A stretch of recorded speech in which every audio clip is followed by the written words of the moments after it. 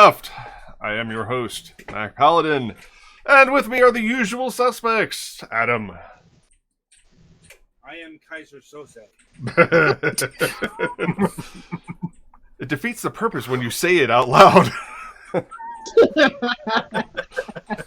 That's the reveal.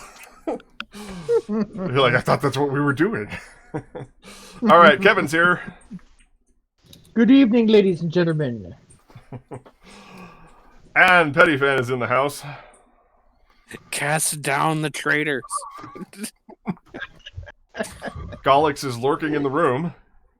You know, I didn't say this when I first thought of it, but I think in Hero U, the asshole classmate's name is Cesare Sosi, and I'm pretty sure that was a reference to the usual suspects. Classmate's name is Cesare Sosi, and I'm pretty sure that was a reference to the usual suspects. Classmate's name is Cesare Sosi, and I'm pretty sure that was a reference. Classmate's name is Cesare Sosi, and I'm pretty sure that was a reference. Let's see if I can get that to stop repeating. Hey, random trivia and thoughts can be my thing. It practically already is. You know, that was very meta that it kept looping like that. That was extremely meta that it kept looping. I don't know if anybody else caught that, but I had to mute the stream in the background.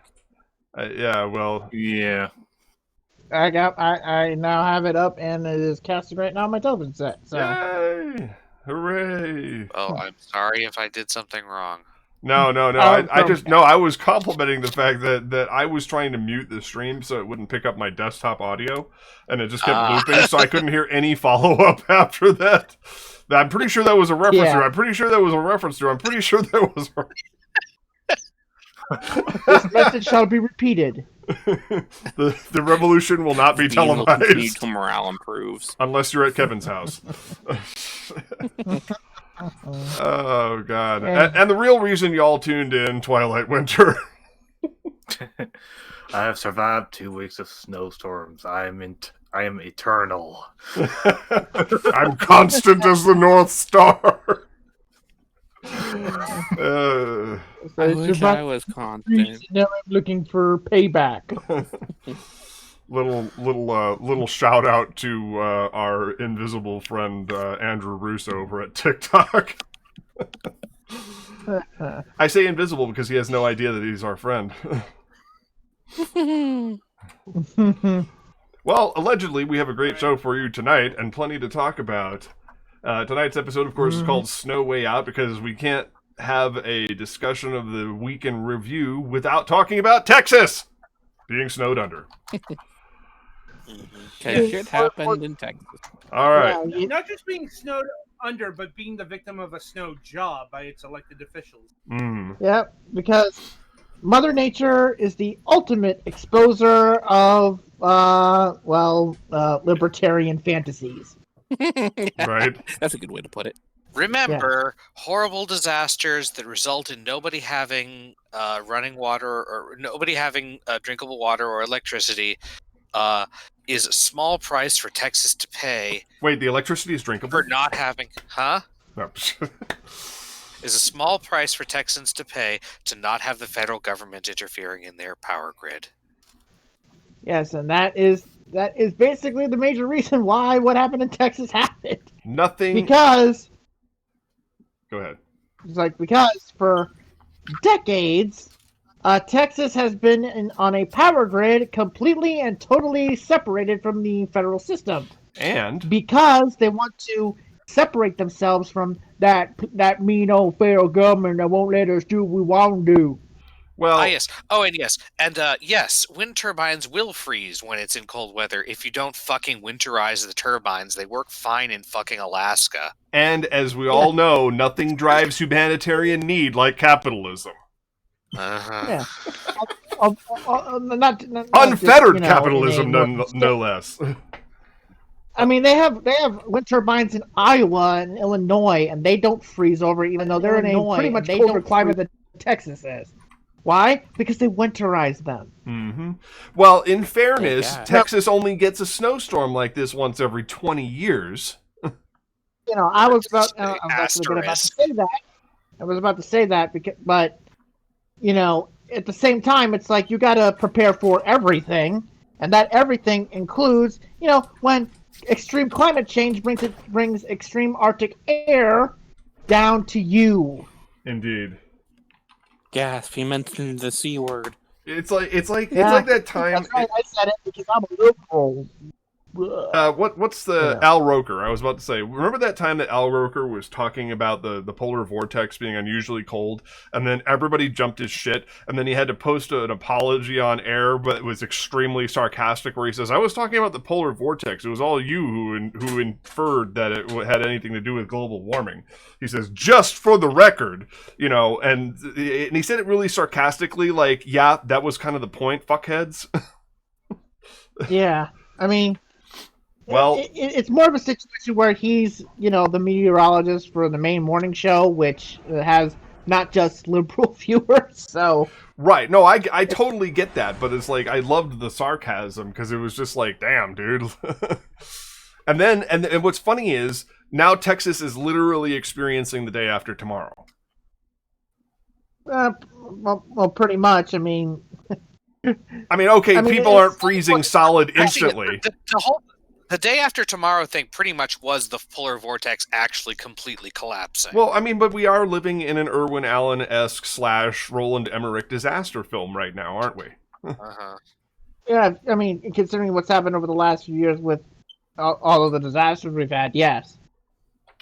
Yeah, so it's like, look, I have total sympathy for the people of Texas who are suffering and dying and all that stuff, because that's not what this is about. This is about a long game of ineptitude that led up to this disaster. But here's the thing.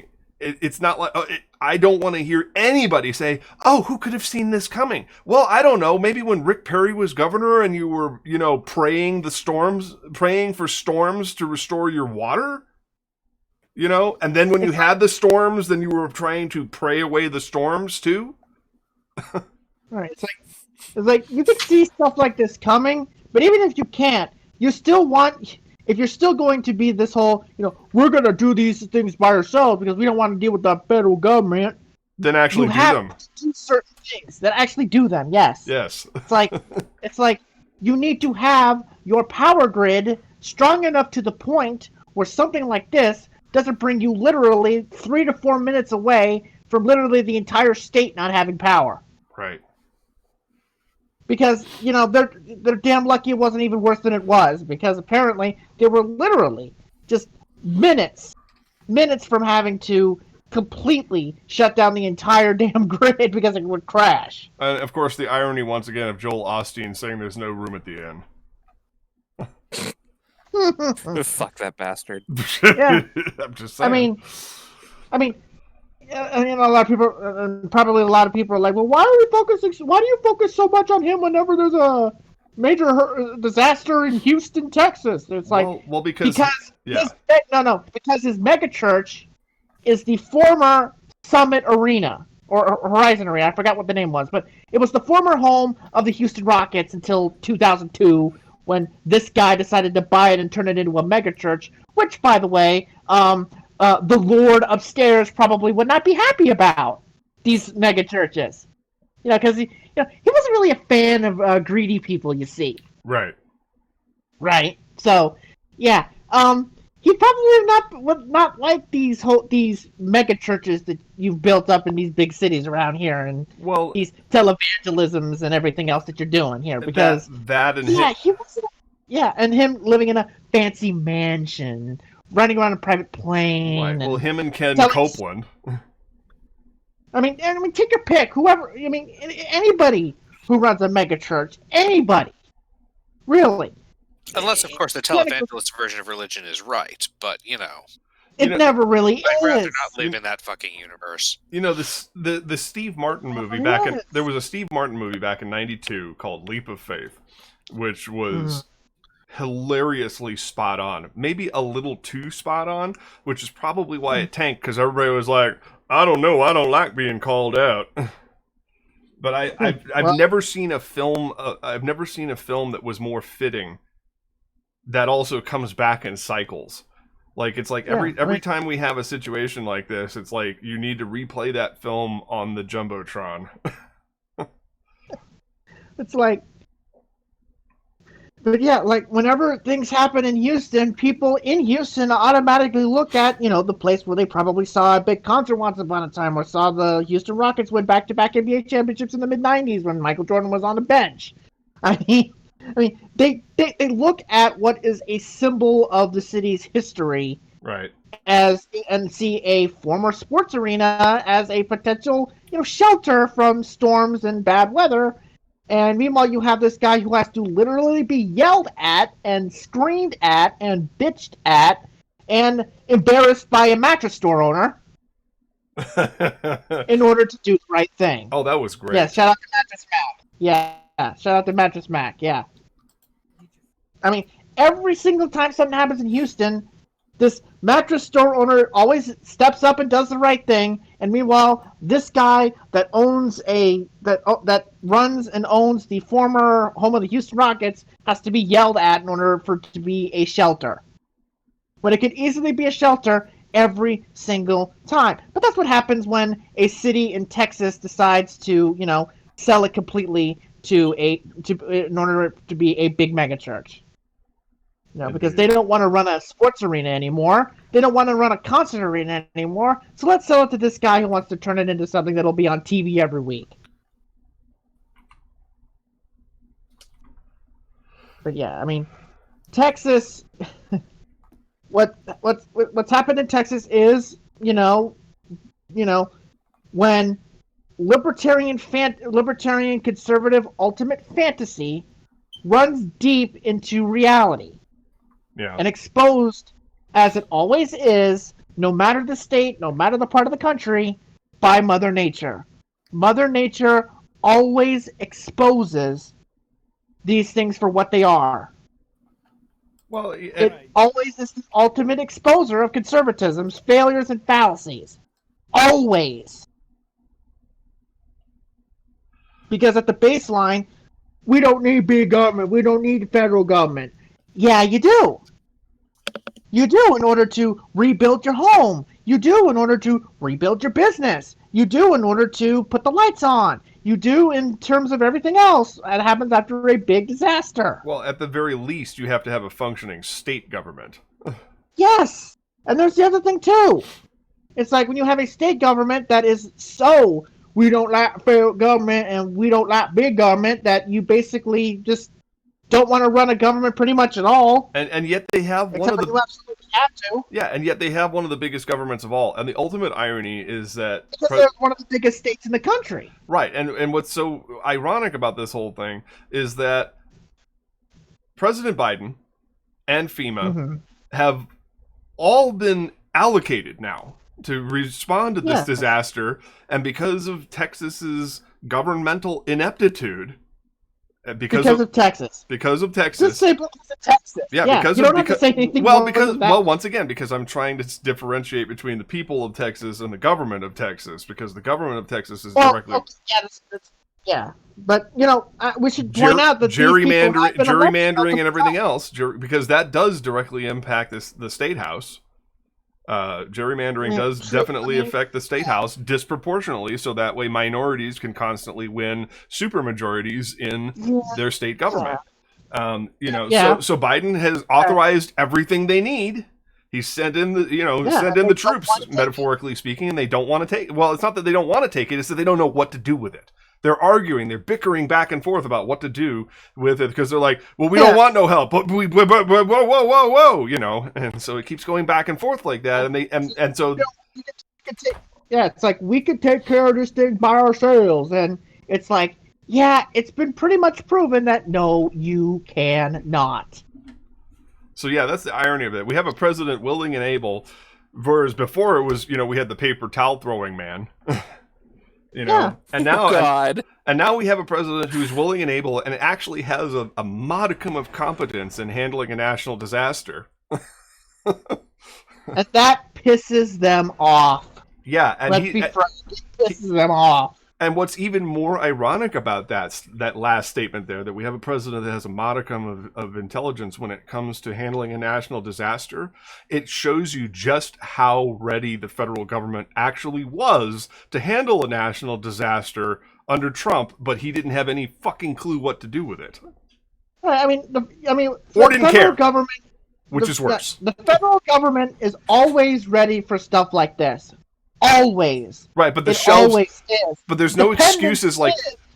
Right, but there's no excuses like the shelves are bare. If there's we didn't have the masks. We don't have the vaccine. We don't have the supplies. None of that bullshit is happening right now. Right. We're not even 100 days in. Right, we're always ready for stuff like this. The problem is, and that depends upon the competence and the intelligence of the people in charge. And historically, under Republican administrations, the competence and the intelligence is at the basement. It's not just during the Trump years, neither. Let's be fair here. We all remember Katrina. Oh, yeah. And it was once again... I remember Katrina. You know, it's the W presidency was another libertarian hellscape. You know? From the former governor of Texas, ironically enough. Right. Well, and it was under his governorship that this train started rolling. Right. It went from him to Rick Perry and then to Greg Abbott. It's the torch has pretty much been carried over the generation. It almost sounds. I'm probably going to tick off some people in the southern hemisphere here, but it almost sounds like the head swapping that they're doing down in Australia right now. The what? The head swapping. Basically the same three people keep being PM down there. They've been rotating through the same three conservative PMs for a while now. I don't know if it's exactly like that, but you know, in terms of like, you know, pretty much it's this. Well, in terms of right, but what I'm getting at is, in terms of ineptitude, it's starting to get there. Now, I'm probably going to take some heat because somebody's going to say, well, as a matter of fact, because, like, people are trying to tell me, by the way, Australia is 50% of the world's supplier of lithium. Great. Thanks for the correction. Doesn't matter. I think it's probably more the fact that, you know, Australians and their conservative, you know, PMs, even if they are the same people, they pretty much have the same philosophies, and it's pretty much the thing what we've got here. Now, it's not, you know, we're not rotating people because, you know, age, but it's the same philosophy that's carried from the W years into the Perry years and then into the Abbott years. Well, we also don't have a parliamentarian government. What? We also don't have a parliamentarian government where the PM changes every time the leadership changes in the House. Every time the parliamentary majority changes, yeah, exactly. Right. But it's like, you know, and it'll continue on, unfortunately, into, God forbid, a Dan Patrick administration or a Ken Paxton administration or whoever the Republicans decide to put up whenever Greg Abbott leaves the building. Okay. Hopefully in chains, but yeah, hopefully Texas gets to a point by 24 where a Democrat can compete and the Texas Democratic Party can put someone that can win, because that has been the problem in that state. Beto came close, but that was in the U.S. Senate race. They have not done a good job in terms of the gubernatorial section.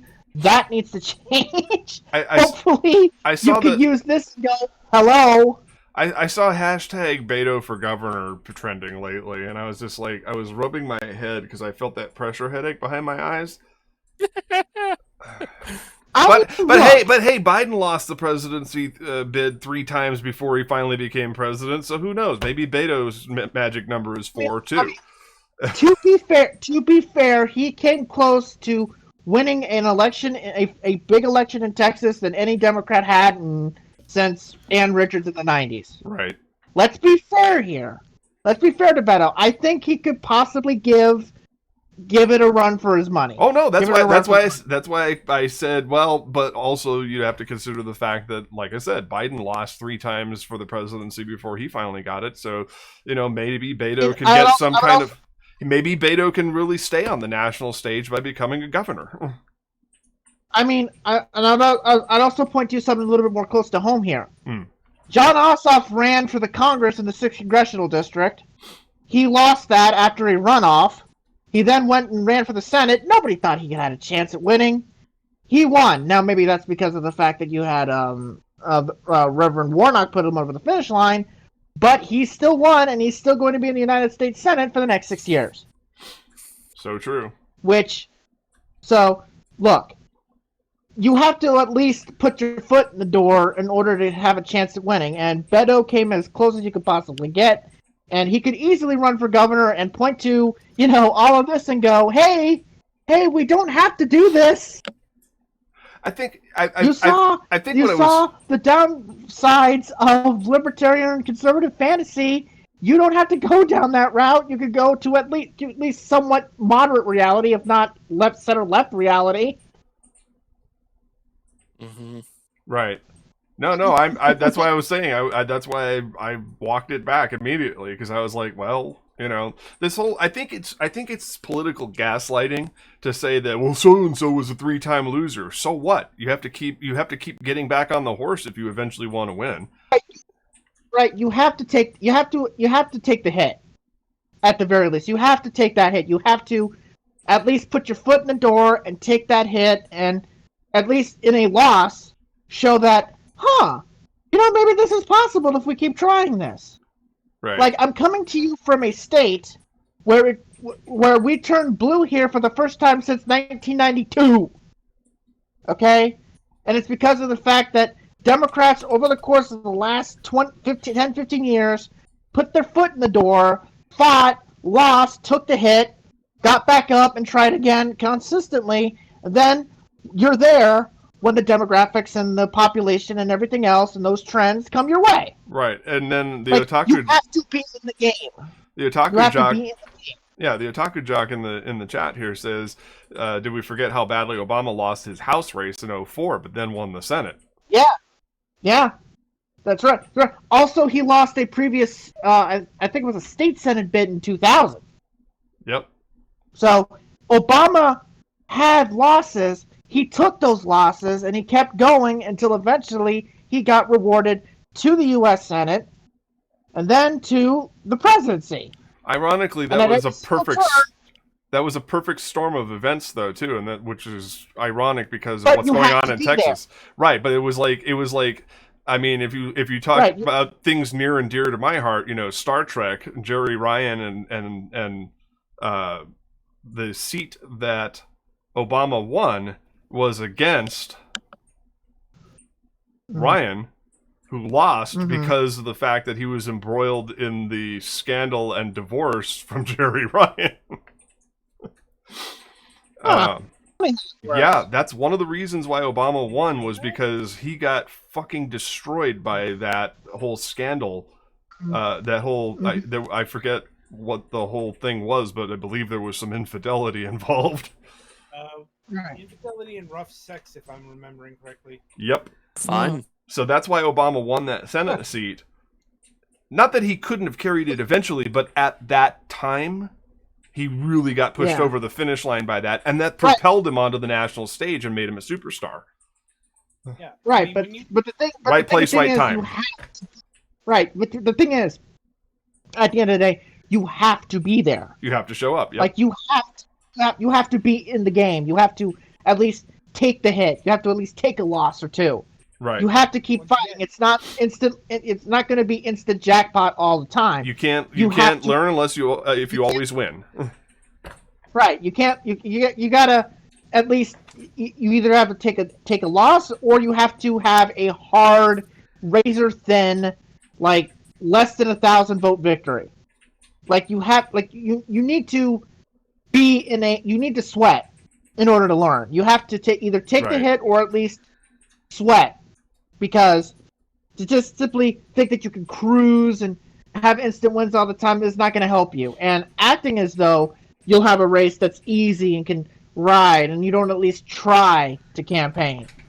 You have to fight. The best politicians are the ones who fight their way to victory, who fight their way to eventual reward, or even if you don't ever get elected, like you at least have that experience and you can try to get involved in other ways. But you have to at least fight and not cruise, to put it for lack of a better word. All right. So Adam, let's give you a moment here to help contextualize here. Be the non-shouty voice of reason for a minute here. I mean, in terms of what's going on in Texas, I think shouty voice is very appropriate. Yeah, I mean, okay. I mean, we're talking about a situation where wait. Adam had a follow-up. This is the result of making "fuck you, got mine" the entire core of your fucking philosophy. Mm-hmm. Because you get politicians who don't care about you and aren't going to help you in those times of need. Mm-hmm. Because look at, and it's not just Ted Cruz either. No. John Cornyn, coming from the same place. John Cornyn, yeah. Greg Abbott. Mm-hmm. What is it? What is the Energy Commission called? Oh yeah. The Railroad Commission? It's something like the Texas Energy Commission. That NCOT or something like that. Yeah.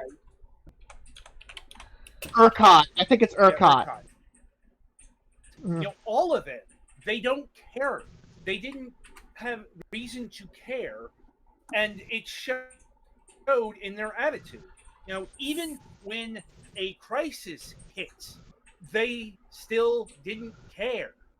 They still don't care.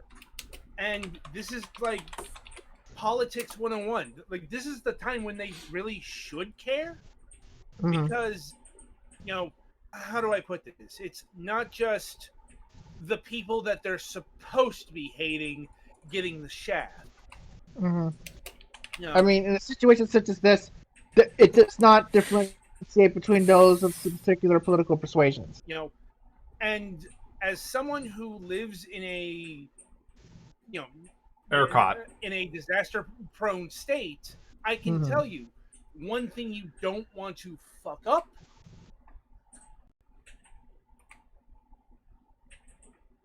is disaster relief after a weather event. In this case, it's hurricane. Like, you get the hurricane responses wrong, you're gonna feel it. Yep. Very quick. Like, even the Republicans know that. Like, which is something that's potentially going to impact Roth DeSantis over there, because he's very openly prioritizing COVID vaccines for the richer and whiter communities that are also. He is tempting fate.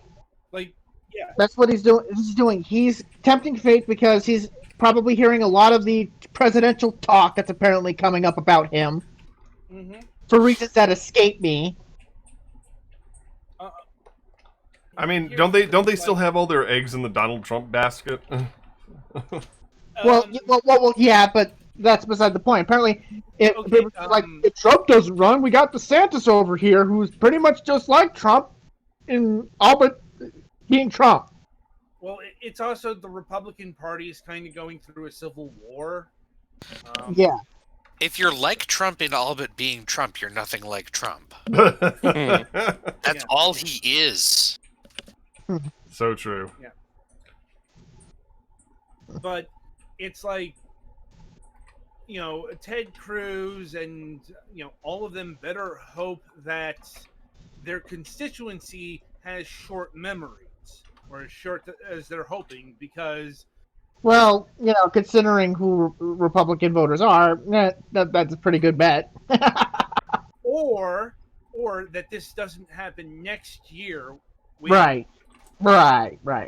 Because that's the we've talked about the politicians and the capitalism affecting what's going on here, but going back to hurricanes. Yeah, hurricane season's just around the corner too. Not only that, but it's also climate change. Right. The reason why Texas didn't winterize is the same reason why you don't have it, or you didn't have it across the entire South. Like here, denialism. Insane, because you're not expecting extreme cold in Florida. You're not expecting cold like Texas just got, at least in times past. It's like, no, you're just expecting half the state to be underwater in the next 10 years. Right. Let me finish my point. Go ahead. The infrastructure is built around a predictable weather pattern, and that is very increasingly disappearing. And I can't say it's just Republican-run states, because I'm not both sizing this, but I don't forget about the stuff that comes out of California when like the wildfires hit. Yeah. That's the same root problem. Climate change affecting the fires there, making them more intense. Making them more intense and putting them in the areas of causing them to have rolling blackouts and exposing the crap electrical utilities over there. Well, I mean, that goes back to my time in California. When Governor Davis bought up all the utility companies. Or didn't buy the utility companies, but the transmission lines, when the utility companies were about to spend billions on infrastructure replacing all of that. And then he bought all of it, and they're all like, well, guess we got to use the old shit. But we'll quadruple electrical rates because now we have to rent the lines from the state. And what happened when they jacked up those prices? It pissed off Californians enough to they recalled Governor Davis, and then not only that, replaced him with the Terminator, who nearly bankrupted the state of California. Yeah, that's another thing to keep in mind here. Like, it's not just the weather itself; it's the price gouging that's happened. Well, and there was also wildfires going on back then too. That was another thing that he refused to ask Bush for help. Bush offered to send in FEMA and the troops to help curb the wildfires, and Davis staunchly resisted it. Then when he got recalled, he got petulant. Now, not that I blame him because he got recalled, but at the same time, fuck that guy. And then you had the backstabbing of Cruz Bustamante. Now, I don't want you to recall Gray Davis, but if you do, vote for me instead. Yeah, and then there was like 131 candidates that Arnold Schwarzenegger beat on name recognition. On the second half of that, there's two measures on a recall ballot in California. One is, should we recall the governor, and the second one is, who should we replace them with? And there was 131 names, and everybody just picked, and Arnie won by like 31% or 38% or whatever it was. Was it? Do you remember that if he was on the top of the ballot because it was Arnold? It's very possible that they may have a finger to the side of the nose, nudged him up the list. Yeah, because I remember, because he wasn't the only celebrity that ran for the governorship. No, actually, I think Steyer also ran back then for the governorship. Tom Steyer, the billionaire. Tom Steyer, yeah. But I think he ran, and a few other people. Gary Coleman ran. Yeah. I remember that distinctively. Remember the debate between him and what was it, Jenna Jameson? Yes, for she governor? ran too. Yes. Yep. Yes, that's why I bring up Gary Coleman, because I have that image in my head of those celebrities in that debate. He's having a debate with a porn star for governor of California. I mean, if there's anything that is emblematic of the politics of California. Although we do kind of see wild, strange things at gubernatorial debates across the country, especially in some. I know, but that was special, and now we're about to have another recall. Yeah. We're on the cusp. It's going to be close. If they do trigger the recall, and it happens in November, Newsom actually has the advantage, because then he can take steps to ensure that he defeats the measure to be recalled. He can do a lot of stuff and say, "See, look, I responded to everyone's needs," and then he stops, because what they're hammering him with right now is him going to that fancy French restaurant with all of his boosters and pals. Which once again, by that time that thing happens, the chances are possible that it'll be a better environment and a better situation. Well, that's what I'm saying is he has an opportunity here to help to improve the rollout, to get focus off of homelessness, to change. He has the whole summer to do it. Yeah, he has the whole summer to do it. Yeah, so he's got a lot of time. If you do that, right, and if he's able to do that, and he can point to that, and also point to, hey, remember the last time we did this? Oh, and remember what happened today? And the Republicans imploding in California, stumbling over themselves, trying to figure out who they're going to put up for governor and who they're, getting this whole recall effort started and all this stuff. They're just shitting their pants. Because the thing about it is that it's pretty much going to be like a jungle election. Right. And they never did do anything to. And they never did do anything to change the rules that made it so easy to get on the ballot. Yeah, I mean, Democrats control all 7 major offices in the state of California, so the likelihood of Newsom actually losing, he still has an approval rating of like 68%. Right. I mean, he's gonna have strong bases of support, which I don't think Gray Davis really had. No, Gray Davis was an asshole, and he was lieutenant governor under Pete Wilson, who was an oddly popular Republican governor in California, and who also had that who also probably helped lead to the GOP being where it is in California. Well, yeah, because Pete Wilson was also a crook. Right. He was also a xenophobe. Yeah. So, trust me. I like I said, I lived under Pete Wilson's governorship. Believe me, I'm no fool about this. Right. So it's like, Gavin Newsom is going to have, if God forbid those rich people and those privileged people get the job done, because I think we all know who was exactly pushing this, and it's a purely partisan effort. Yes, it's a purely partisan. It's a purely partisan effort. I mean, Democrats in California are diverse, and they're not a monolith, but this is not them. Right. Yeah, but it's like this is not the Pacifica crowd. Right. If you know what I mean. Right. I know what Pacific. I know about Pacific. Yeah. So if you catch my drift, I'm saying that also for the viewers' benefit. Mess that is. Right, and the mess that is, Pacifica Foundation is what he's talking about. By the way, look it up. It is a complete mess.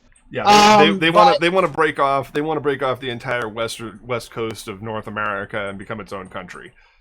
They want to take Baja California, Oregon, Washington State, British Columbia, and Alaska, and become a country called Pacifica. Okay. I feel like some completely fucking frozen province north of BC that I can't think of the name of. The Yukon. They want to take the Yukon too. I feel like that. I feel it's basically everything that touches the Pacific. I feel like that that country might have some economic issues. No, probably not. I mean, we got California. With California driving it, yeah, they wouldn't have. I mean, 5th largest economy in the world. They beat out France for that spot. Although that's not hard. I mean, and of course you also have Microsoft in Washington State and Starbucks in Washington State. So right. But they don't have. But California doesn't have Tesla anymore because they moved to China. Or they moved to Texas. Well, battery production is made by Panasonic in Texas, but the actual manufacturing of the Model 3s is handled in Shanghai now. Oh, well, of course it is. Because of unfavorable tax situations. Not that we want to get into a discussion about Elon Musk and his fucking Emerald Diamond inheritance. His blood money. Yeah. He's the king of the libertarians at this point. I almost shat my pants when I saw Bill Gates say we need 100 of him, and I was like, we need actually less than we have right now. we're gonna get some ire from the Musk fans out there. Just trust me on this one. If you get any weird, don't put this on Reddit, and we'll be fine. Yeah, if you get any weird Twitter trolls.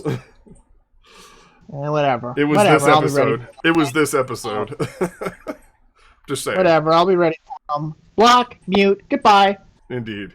All right, go ahead and say whatever it is you were trying to say. I'm sorry. But more to the point, it's like back to that whole recall thing. If it ever happens, it's like it'll run its course, and he'll probably get through it. And even if he if he doesn't, well, the voters get what they vote for. Indeed. And especially in California, which, isn't, which is a state where, you look at this and you decide to go for the Republicans, you're insane right now.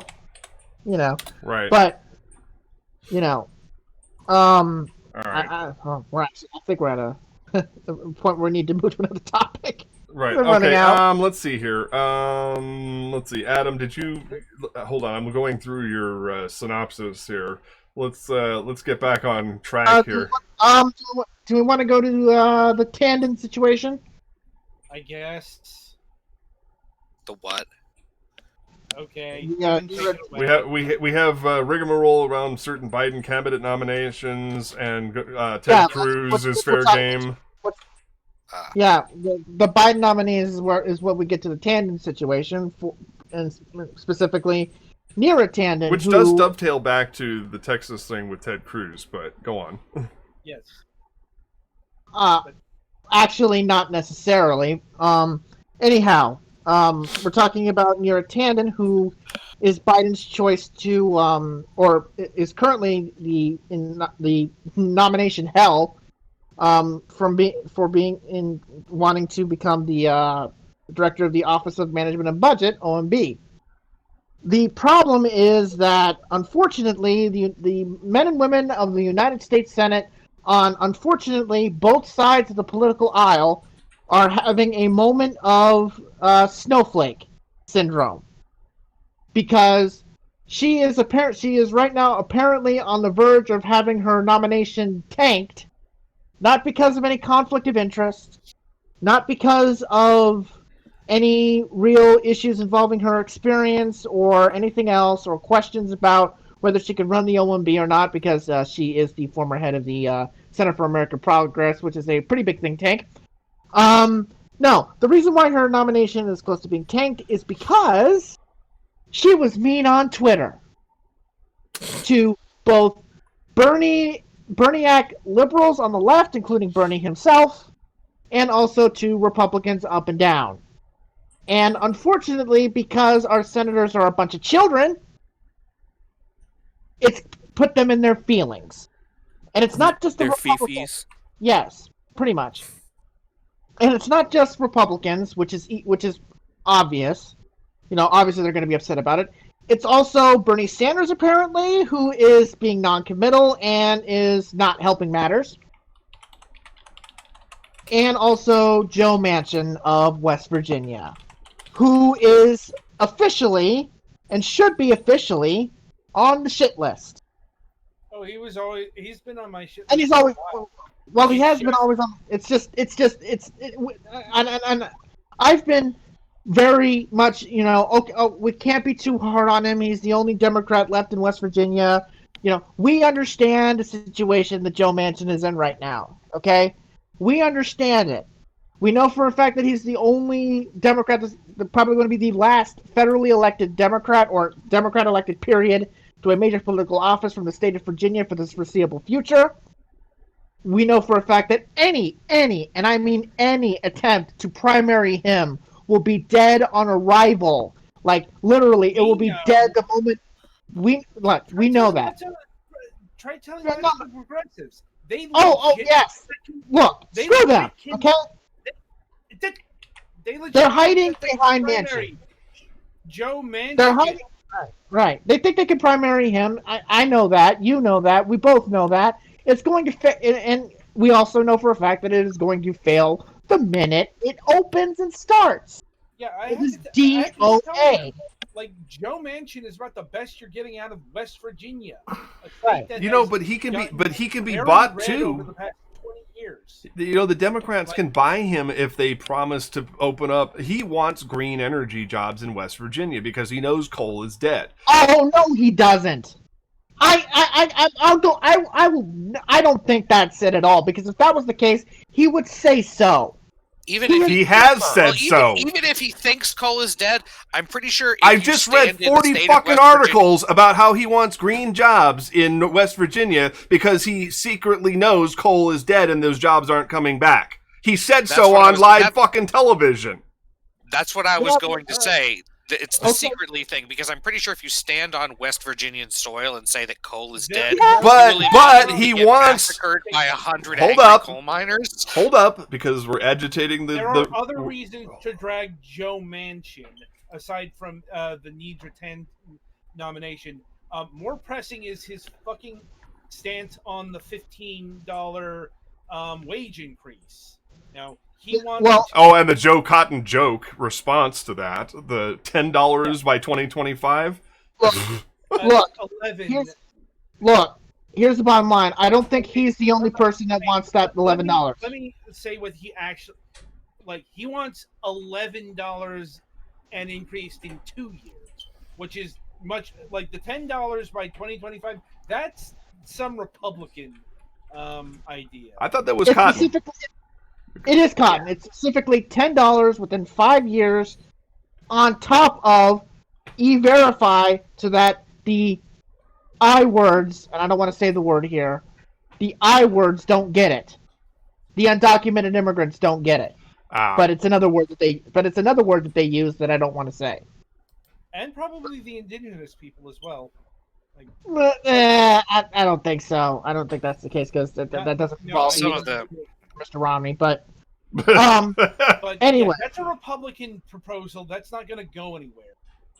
The problem is that the $15 that is closer to, but still not what people actually need, is also probably not going to go anywhere. Look, here's the thing.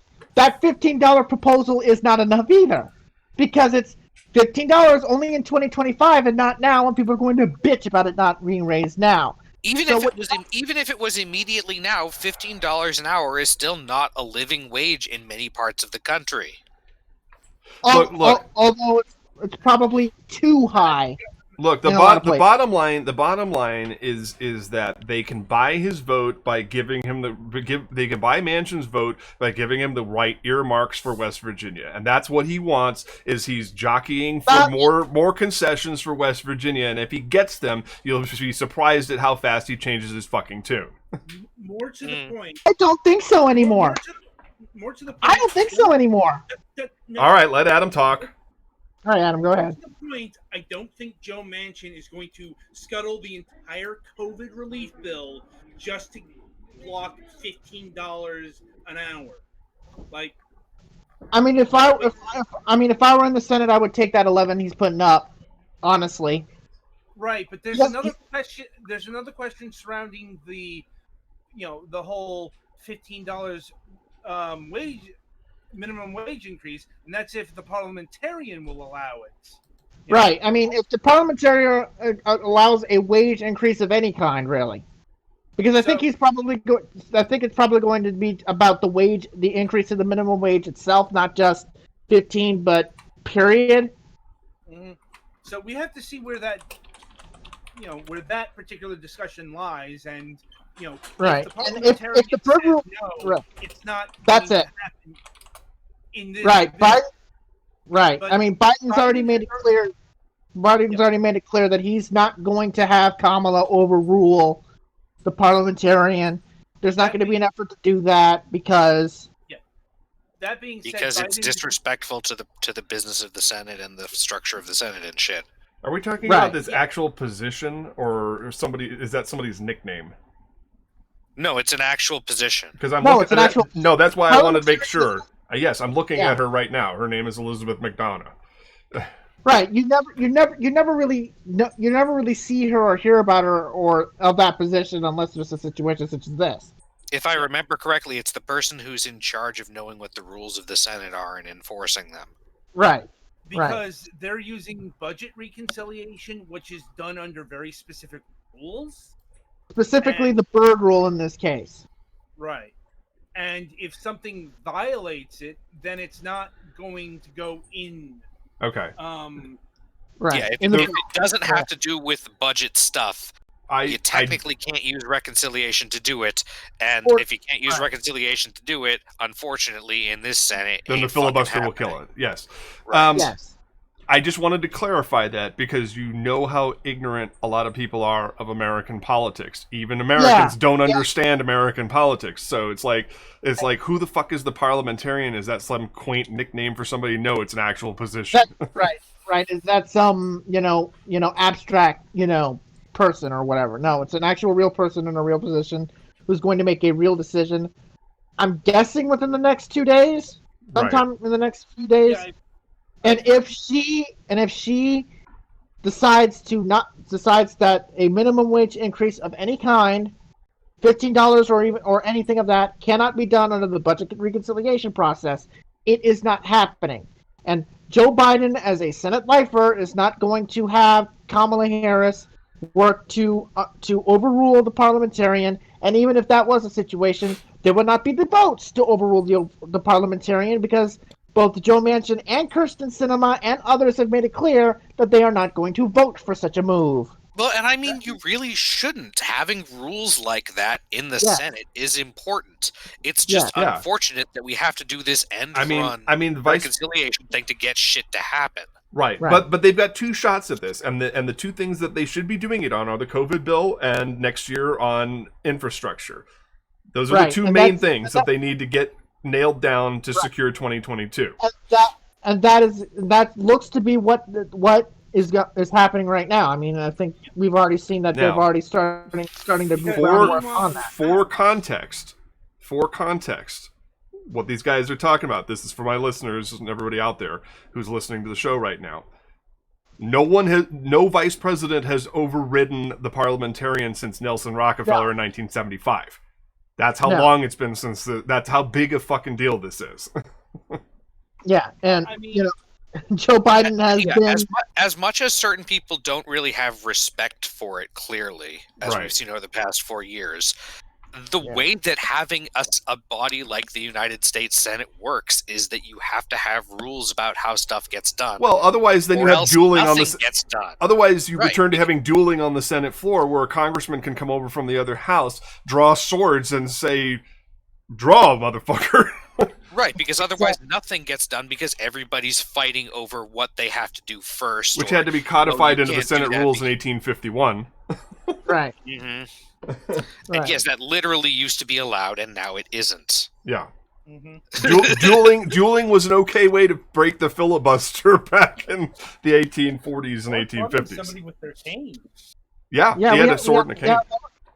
We know about the old way of doing things involving duels because we made a goddamn Broadway success out of it somehow.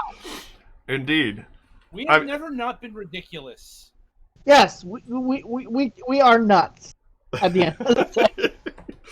Okay, now I'm glad we brought it back to something more civilized. Right. Mm-hmm. Anyway, so meanwhile, in the House, the COVID relief is going to be voted on Friday.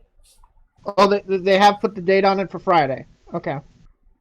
Yeah. Because I know they got it out of the budget committee, so I was just wondering if they had put it on the calendar yet. Yeah, like I think that was announced yesterday. Okay. Yeah. Okay, so they have put that on the calendar, and basically we're just waiting for the parliamentarian to rule on the wage increase, and then we'll get rolling. Yeah. From what the timeline has like it looks like the final is going to be mid-March, I've been hearing. Yeah, that's the deadline. That's the deadline of when they're expecting it at the latest. I mean, the way things are going, it could be sometime next week at this point, because pretty much all they need to do is figure out what the minimum wage situation is, and that's probably the sticking point before it's put on the floor. Yeah. Also, the Biden administration has said that if the minimum wage increase doesn't happen with budget reconciliation, they will fight for it separate. Right. Yeah, that'll too. I'm just saying what their official. Yeah. That's right. Yeah. Yeah. It's still important to show that this is something that's important to them, because it's a shocking thing that we've gotten into the position where this thing is, where people who are being paid $15 an hour or less are still looking at people who are making. Yeah, but Biden. But Biden will also say that clearly there will be a minimum wage increase in the near future, because if even Republicans are trying to get on this train in their own demented and twisted way, mind you, but this is something that's going to happen. Well, I would not put my money on that. I mean, I would. It's probably the 10 or 11. I wouldn't be surprised if we get like $10 or $11 in the next 2 to 5 years. The problem, nowhere near enough, but it's less too little. The problem is the all or nothing in single issue voters, and that's what's gumming up the works here as far as public perception of what's actually happening. When they're writing these articles about, the Biden administration is breaking its promises. No, he's going to continue to fight for it, but he's not going to make this the hill he's going to die on. Right. He's going to focus on the thing. He's going to focus on the number one thing on people's mind right now, which is getting out of this fucking pandemic. Right. I think that if the Byrd rule accepts a minimum wage increase, it's probably going to be the Manchin amendment, if anything else, and that's probably going to piss off people in the House, but they'll have to suck it up if they don't want to kill it. Right. They need a win right now. They need a win right now to solidify what we considered to be, a sort of referendum on. I mean, the bill libertarian that comes out of policy. The Senate, right. The bill that's going to come out of the Senate is just guaranteed that it's going to be different than the House, and the House is going to have to, and I'm looking specifically at the squad. The squad is going to have to decide if they're willing to kill COVID relief for a stupid lefty ideal that is not going to pass the United States Senate. And can I say, I really do feel for people who feel like that it really doesn't make a difference to them if someone doesn't do something really strong immediately for them. But I also think it's really important that sometimes you have to accept slower change in a direction as better than it's like my debates on climate change response. It's all about being the adult in the room and accepting that you simply cannot just throw dynamite into the room and hope for the best. The Republicans also learned the hard way that you can't take hostages and continue to win. Right. So, I mean, you got to accept. You got to. You got to have slices in order to get to the full loaf. Yeah. It's also because, leftists they also want to hate Biden because he's not Bernie or Warren, and a good example of this lately is new ICE regulations, immigration for policy. That, and they haven't actually stopped the deportations like they wanted to, which I think there was a judge stopping it involved in Texas, no less. Yes, because it's like Biden did issue a moratorium on deportations for 100 days. That they are being sued by fucking Texas. Right. And they just got an injunction on that. But they were also mad about the fact that of his stay in Mexico policy. Because it was like, no, you got to just bring them all over. It's like, come on, guys. Yeah. Also, focus. They're mad that why isn't ICE being dismantled? Because a president can't dismantle a federal agency unilaterally. Well, technically, especially one enshrined in the Patriot Act. Yeah, that's the thing. It's like technically he can, but there's a lot of problems in doing so, and there's also the thought of what would happen if I did this. In terms of political backlash and in terms of internal backlash and things. Well, I mean, he does have control over federal budgeting. Like he could just cut their budget to zero and move it to other essential agencies. Yeah, he could essentially not technically dismantle it, but move it and separate it to different agencies and whatever. He could allocate the money. He could allocate the money appropriately directly to the FBI and the CIA and the NSA and all of the alphabet organizations that make up Homeland Security. Right. But more to the point, Joe Biden never promised anything that the leftists are trying to ask for right now. That they're trying to pin on him. Right. He never promised that he would dismantle ICE. He never promised that he would completely and totally end deportations, period.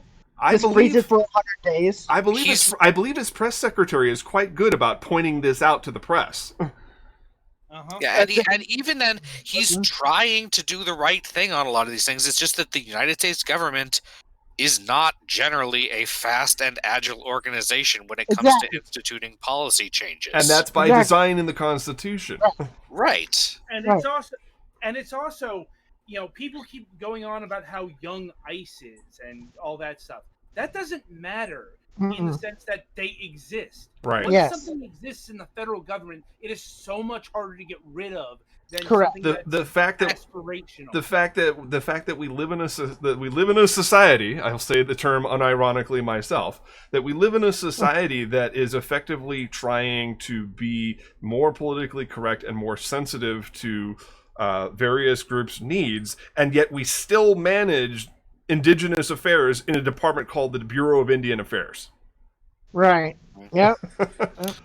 And should ICE be dismantled? I'm willing to say that yes, ICE should be dismantled. Do I expect that to happen quickly? No.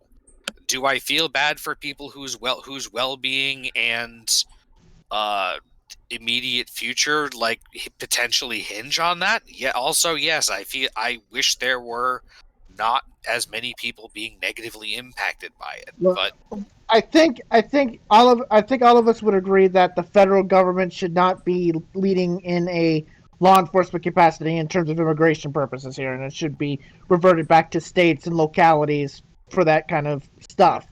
Right. But unfortunately, we have the cards that were dealt with, and at the same time, unfortunately, we have to have.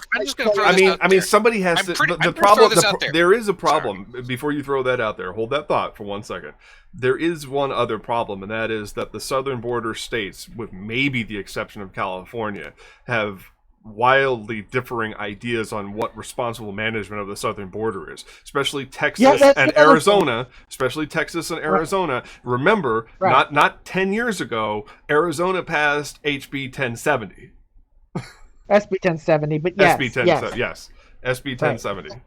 Right. So California and New Mexico would have a completely different philosophy than Arizona and Texas at the moment. Yeah, but so little of New Mexico actually touches the southern border. It's blockaded by Texas. Yes. Right, but still there is a part of New Mexico that is on the border. Right, but everybody looks to what Texas and Arizona does because we have the largest amount of real estate touching the Mexican border. Right, especially Texas. Yeah. Especially Texas because they have the most land on the border. Well, they control half of the Gulf Shore. Something about some kind of Grand Rio or something. Rio Grande, yeah. Yeah, but he was being sarcastic. Right. What was the thought I pulverized there? The thought you pulverized was I was just going to throw out that I'm pretty sure the concept of an illegal immigrant is younger than World War II. Yeah, pretty much. For a long time. They've seen old immigration paperwork and shit where it's stowaway was considered a legitimate way to become an American. Right. Considering the fact that those of us who were born here are literally the sons and daughters of illegal immigrants by the American definition of such, and the grandchildren of illegal immigrants, and the great-grandchildren, and on and on and on throughout the generations. I think my family might be all legal, if only because I don't think any side of it has been in here for more than 2 generations. Let's be honest about this. I'm going to throw out a negative term here, but we're all anchor babies by definition. If you want to take the Republican definition of things. Yeah, but right? it's yes. Let's address the elephant in the room there. Hello, Mr. Elephant. Yeah, it's but back to the point here. It's Biden is not going to do what the left wants him to do. Okay. At least so far as radical immediate change. Right. Or changes that Biden has never, ever promised or put forward as part of his agenda. Ironically, if there was a Bizarro universe person with the personality and ego of the Orange Man, but who was politically left, then you might see some of that shit, but also that would still not actually be good for the country. I mean, it would be good for a lot of people, but in the long run, you have to... I play a chaotic good person a lot of the time. In real life, I kind of have to acknowledge that at the very least, the way that systems are set up are in a lawful way. And if you break the rules of your own system too much, you don't have a system anymore. Right. And even with all of the harm that the system does, that it does a lot of basic good too. Or at the very least, it would be a lot harder to build a new system than it would be to patch up parts of this one. That's not entirely true. I mean, if you understand the story of the U.S. Constitution, it was literally an attempt to fix the Articles of Confederation, and they simply replaced the existing system with a new one, stealthy-like. Yeah. The fact that they had to carry it with a unanimous vote in order to... The U.S. Constitution is effectively an amendment to the Articles of Confederation. Yeah, so it's like, so replacing the government, I think the only thing that would stymie such an effort would be the fact that you couldn't keep such machinations a secret the way they did back in 1781. Oh, no, you couldn't. Not anymore. Back in 1787 when the Constitution was ratified, it's like... There's been a lot more shit built off of it. That whole thing was written, practically on the back of a napkin and behind closed doors, and the American public had no idea what they were voting on, and they didn't really present it as a new constitution. They basically said, "Yeah, it's a total fix. Yeah." Yeah. And then once it was ratified. So we've heard your complaints. And starting today, we're launching the United States of America, a Realm Reborn. and just being just being lawful. But here's another thing: don't use being lawful as a defense, because just being lawful also creates a lot of injustice. No, I'm just saying. I'm not accusing you. What I'm saying is that I fail in real life to live up to my chaotic good ideals. Yeah, but let's not praise people for being lawful, because remember, the 3/5 rule was lawful at one time. Well, no, but what I'm saying, and that was repealed by an amendment that was the Mason-Dixon line was legal at one point.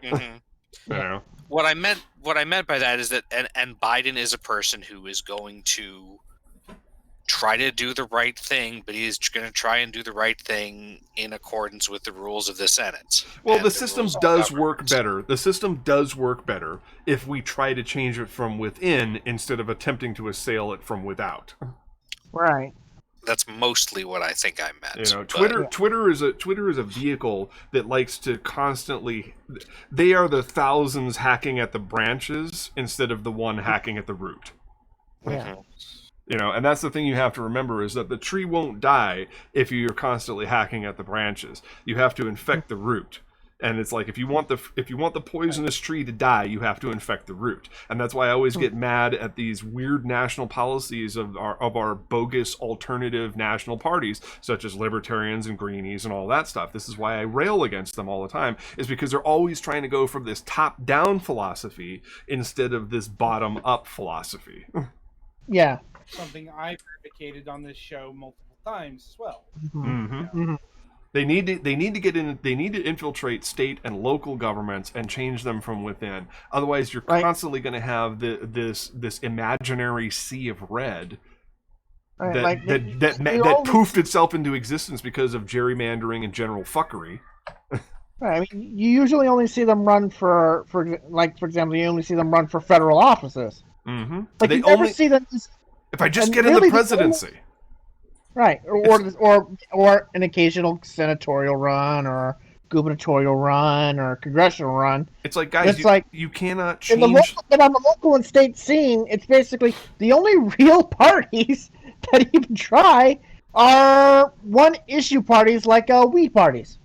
Right. Specifically, and then they get their one issue taken care of, and then they become the Bull Moose Party.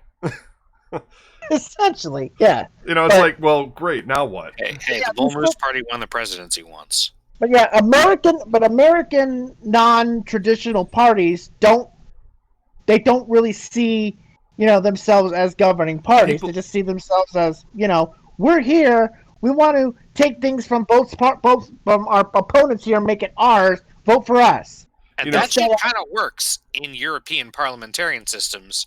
Although not in ours. Yeah, you can't build a coalition government here. Nobody would go with that. Although frankly, third parties and other parties in Canada in parliamentary governments, they do at least try to make it their own, to have their own people pushing it, have their own ideas on these topics and everything else.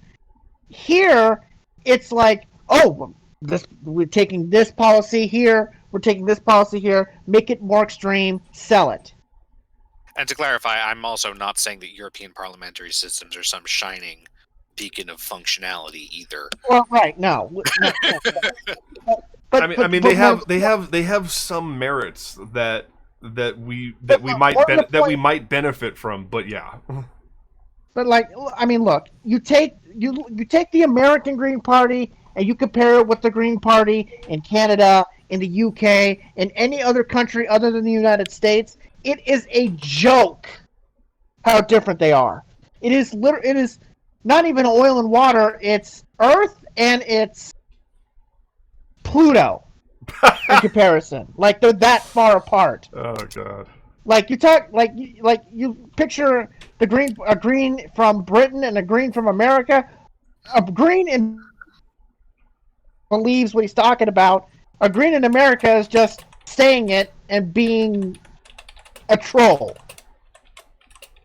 Like, the people that the Green parties put forward in terms of candidates for those major offices are trolls, are scam artists, are snake oil salesmen.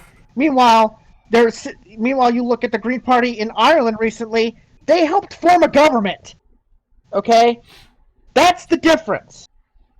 You have people here who want to be trolls, and you have people over there who actually want to govern.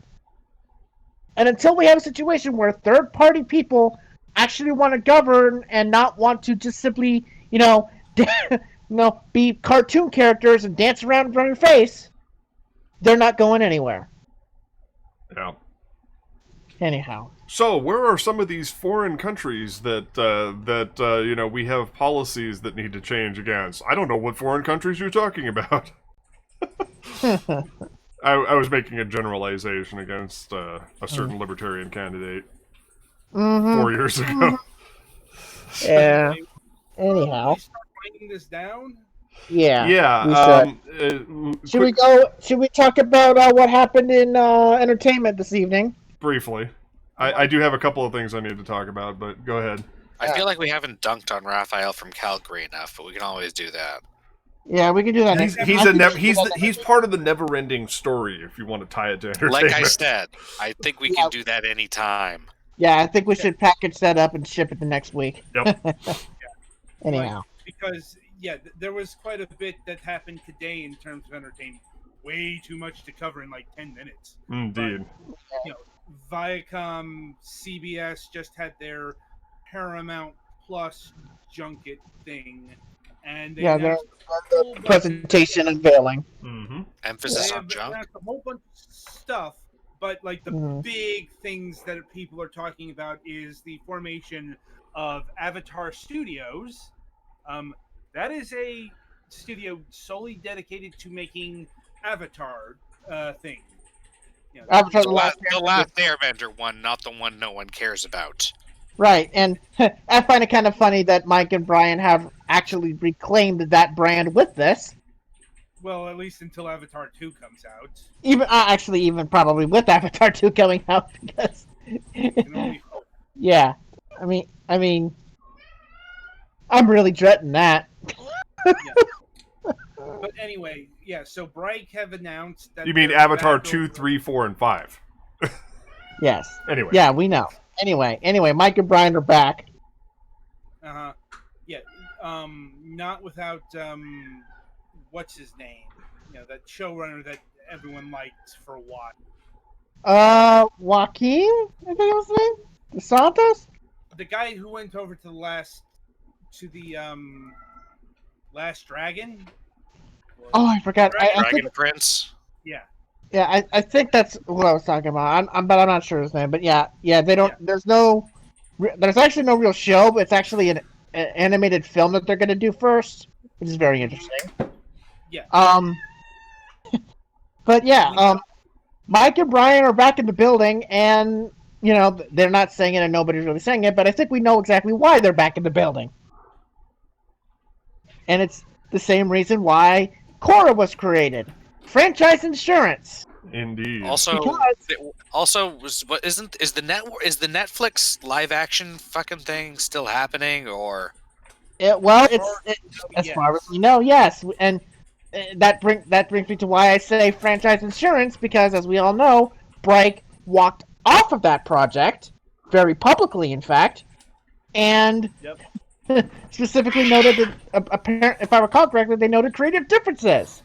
And there was a story out there over the course of last week which suggested that what Netflix wants to do is to have Katara be the older sibling in their reboot, rather than Sokka being the oldest sibling as it was in the original series. While Aang remains as a 12-year-old, or 12-year-old in technicality, that was in suspended animation for 100 years, but you get the point. Yeah, and 14 and 12 is already kind of an age gap. 16 and 12 is too much. Yeah, that is too much, yep. What that basically is Netflix wanting to... But they might not even have them end up in a relationship. Yeah, that's the other bit of business that rumor said. Apparently, the live-action series is going to go forward with Zutara. No, there wasn't proof. That wasn't definitive. I'm just saying what the rumor said. That's a suggestion based upon the fact that Katara's 16 here. Yeah, and it would be more closer to Zuko in terms of age than Aang. But more to the point here, any particular credibility behind it. Keep in mind, right? It comes from a really dubious source. But it is a source that has had at least some, legitimacy in the past. Even if it's just the age thing, yes, a live-action adaptation of a beloved franchise, making significant changes to the character dynamics of that franchise, that's always something that the fans want. Yes. See, so it's like, if this story is to be believed, and it may not be true, but if this story is to be believed, then you have a situation where, once again, the people involved in a live-action adaptation of their franchise screws it up. So you have a situation where Mike and Brian probably want to do some franchise insurance, just like what happened the last time live action failed them. And you have a situation now where you have this big streaming service that will have an everlasting need for content. Bang, bang, bang, bang, boom, boom, boom, boom, Avatar Studios. Yeah, that's the difference between Korra and here.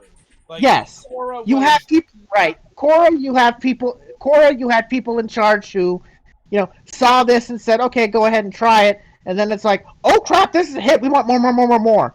And then it got to the point where, yeah, we want more, but do it with less money and do it with less support from us. Yeah. Here, it's also we're not going to tell you if you're going to get a third and fourth season or not. Right. Well, no, we're going to make it streaming. We're going to make it online only. Right.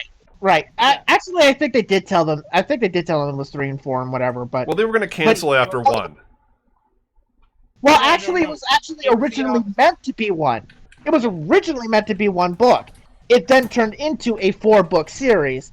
And when they did turn it into a 4-book series, because it was extended all the way to 4. I think what it was is that when 2 was going well, they weren't sure whether or not they were going to get canceled. Right. But it's like, right. But more to the point that during the course of that process, they got their budget cut. They got kicked off and knocked off a TV, and so on and so forth. That's the difference. What we have now, what we have now is a situation where you have people in charge who actually like this franchise, who actually understand this franchise, who sees the fact that this franchise is doing big business for them, and they're going, yeah, we want some hit-making stuff on our platform here. Help us, please. And there's some small hope that these people, I don't know, might actually try and go for an appropriately ethnically diverse for an Asian-inspired world. So let Adam talk since he is second billing on this show. Sorry, Adam. Well, it's also one of the big problems that Korra ran into is it's not a kid show; it's a young adult show. Always was, and always wanted to be. And that ran afoul Nick's standards and practices. And I'm not just talking about the issues they had with Korosami. No, the thing that got them kicked off the air in the first place is they showed the Earth Queen die on screen. Right. There was some pretty brutal bending violence in the later seasons there. I mean, for fuck's sakes, the first season ended with a murder-suicide. Yep, blowing up. Yeah. That was at least a tasteful murder-suicide by explosion, though, as opposed to, like, literally putting a can around someone's head as they're about to shoot fire out of it, or literally pulling all of the air out of someone's lungs, because, yes, that is actually something you can do, and not just something that was kind of implied. We knew there was going to be trouble the minute they introduced bloodbending. Although, and with that, that murder-suicide, they did cut away. And you only saw the explosion itself. You didn't see, any aftermath or whatever. With the Earth Queen, it was close as they could get on TV, and it was fine. Mm-hmm. Here it was, you literally saw the Earth Queen choking herself to death. Yeah. So that was something that they ran afoul of the Nickelodeon network. Paramount Plus being a streaming service. And there was also, of course, the whole budget cuts, animation studio changes, and a multitude of other things. Can you try to help? That compounded the writing difficulties. Right. Here you have a situation where you're not going to have network interference. The board. Down below. You're not gonna have all of these problems. You're going to have pretty much them being able to do what they want in terms of, what exactly they want to do for projects. And they're going to probably have full creative control over their own projects here. So there's a whole bunch of stuff that came out of this, but I think that's about what we can cover in the time allotted. Right. I mean, we'll get to the other stuff next week. Yeah. Anyway, Matt, you got your stuff? Yeah. Sorry, we had a cat climb behind the barrier here into the front window. Yeah. I have a sound barrier set up with a couple of closet doors, and he likes climbing over it to get in the front window and then gets stuck. I don't see you in the window. Well, yeah, that is a problem, isn't it? I don't know where he is. He went over the top, and now all the cats are staring like they know he's there, but he's not.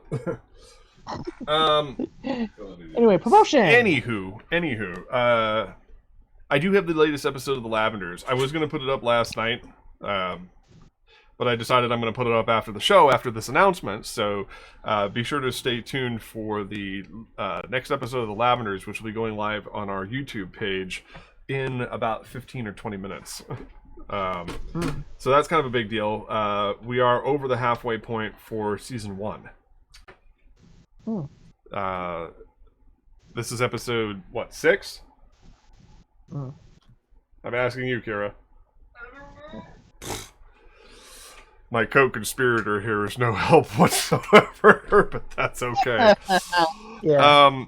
I believe it is episode 6. Yeah, we had episode 5 and Act 1, and so now we're on to episode 6, and it is called The Corpse. And we get some big information reveals and a lot of stuff happening in this episode. The other thing I should mention is that we are going forward with our slate for this year, and that is that our objectives are by the end of 2021 to finish Survivor, and the next 2 to 3 episodes of Covert Ops. Now, the only thing really standing in our way is money. Is that all? Yeah, well, since there's more than one person watching tonight, I would like to implore you, since we are not yet affiliate and we can't ask for cheers and bits and subscriptions yet, to go ahead and take a look at some of the different donation options down below and see if you can help us out with that, because then that will allow us to create more content for you. So if you want to join our Patreon, if you want to put stuff in the tip jar, if you want to donate directly through PayPal, we have options for you. I would like to see this, and plus I would like to actually start pre-production on season 2 of Lavenders, because unlike this season, that season ain't going to be free. we got a lot of gifts from our friends because of promises made. Trust me, there is a quid pro quo. It is not a freebie, so do not go asking anybody for anything. But it was a personal favor, and so I would like to reward my staff and team's generosity for everything that they have done by being able to give them a job next year. And so a real one, not just a promise of one, and an IMDb credit. So take a look at those down below if you are so inclined. We much appreciate it. Otherwise, be sure to keep tuning into this show so I can get affiliate status. We are so close. I'm at 2.49, and it looks like we've had about an average of 5 to 7 viewers tonight, like actual physical viewers, not just people lurking in the chat. So you know, we've been going up. I have seen it as high as 9, so for what it's worth. We have been pretty steadily going up, whereas before we peaked at 3, now we're peaking around 5 or 6, going upwards of 10 or 11. We had 11 people at one point on my birthday stream for APB this week, so congrats to Twilight Winter, because I'm sure that his presence is helping in some way, shape, or form. And as a reminder, and I'm saying this for your benefit as well, Golix. No, I remembered. I plugged it at the news and fragments. Good. Sunday. I'm going to be badgering you all about this all week, not the cast, but the listeners now. Until we get there, Sunday we will be starting MS Saga for the PlayStation 2 on Mac Paladin's Retro Gaming Emporium. Sunday at 6 Mountain Time. Keep in mind that for me, that time will actually change starting, I believe, in March when the time change occurs. So people will have to yell at me to remind me, because Arizona does not go through a time change. Yeah.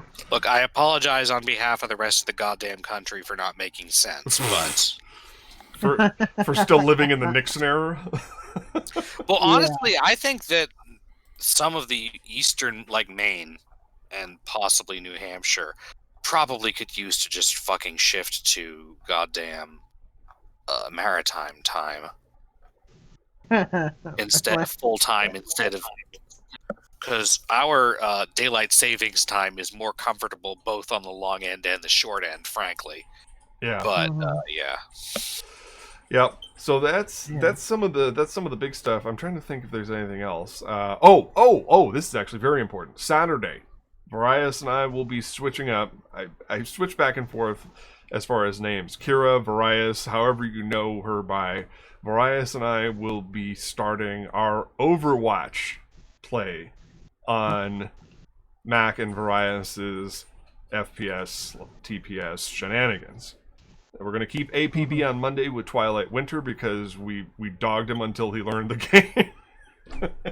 And it is still popular, but it's not popular twice a week. So we're going to try going to the dark side of Blizzard and doing Overwatch. We enjoy the salt mine. Well, apparently we've been up against several cancer teams already. Maybe I'll try and watch that. I've always been vaguely interested in Overwatch. I don't have to actually freaking play it, because I suck at first person. There is also a remote possibility that I will start playing Call of Duty Modern Warfare Warzone. Which will that might henceforth. get viewers. What's that now? I said that might get you some viewers. Possibly. I'm not very good at it, so we'll find out. I'm way better at FPS than TPS games, so. And you're actually a rocket scientist. That's the beauty of it. People want to see people fail, apparently. Yeah. I don't know. Well, I mean, my Mac fails at MMOs is pretty popular on Fridays, even though I'm playing a quote-unquote obscure game like Blade and Soul. You know, it's shockingly popular for such an obscure game. Yeah, there you go. There you go. So that's it. That is the news. This is our week in review wrapped up at Last News Desk on the left. I am your host, Mac Paladin, on behalf of the crew here at Last News Desk. I thank you for watching, and I implore you to continue watching. We'll see you next time. Thanks for watching. Stay safe out there, kids. Wear a mask, folks.